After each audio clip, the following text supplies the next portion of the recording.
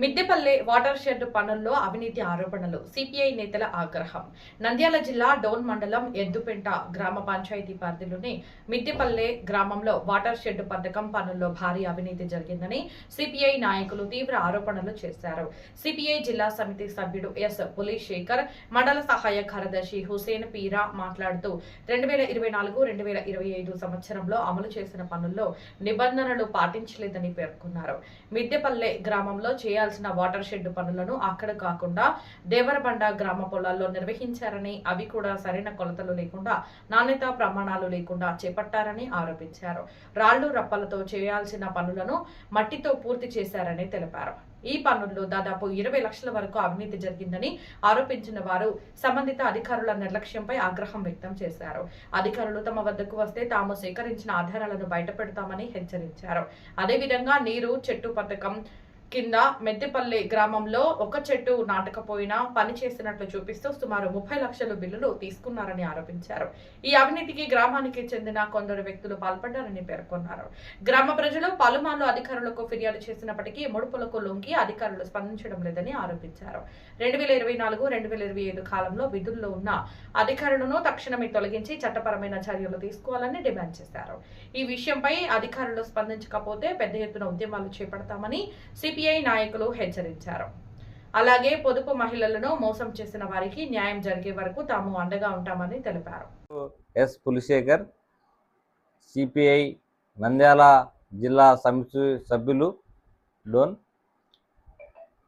ఎద్దుపెంట పంచాయతీ మిద్దపల్లె సంబంధించి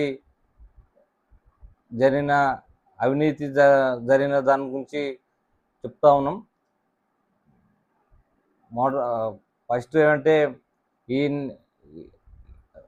2004-2005 వరకు అది చేసిన పనుల గురించి చెప్పాలనుకున్నాం. దానికి ప్రధానంగా మా ఊర్లో ఉన్న పార్టీలకు 2024-2025 జరిగిన అవినీతి గురించి చెప్తా ఉన్నాం. ఫస్ట్ మిద్దపల్లె సంబంధించి మిద్దపల్లెకు సంబంధించి అక్కడ ఉపాధి సంబంధించి బాయలు, చిన్న చిన్న బాయలు కట్టినారు. దాన్ని ఎద్దుపెంట మిద్దపల్లెకి శాంక్షన్ అయినాయి కట్టనని. అట్లా కాకుండా మిద్దపల్లె ఎద్దుపెంట దాటి పక్కనున్న దేవరబండలో కట్టినారు.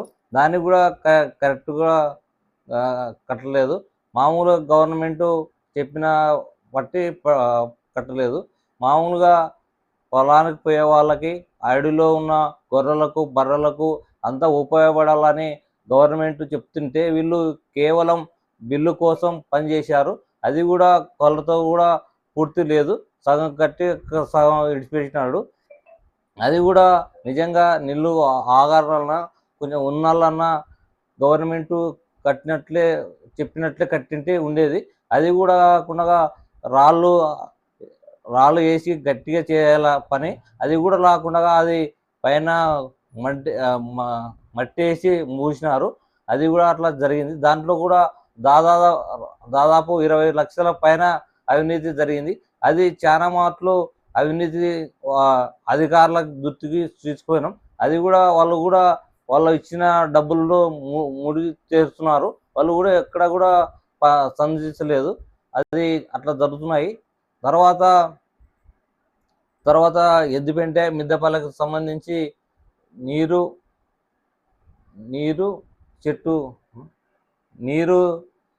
చెట్టు సంబంధించి పెద్ద సబ్జెక్టు జరిగింది. దానికి చాలా డబ్బులు విడుదల చేశారు గవర్నమెంట్.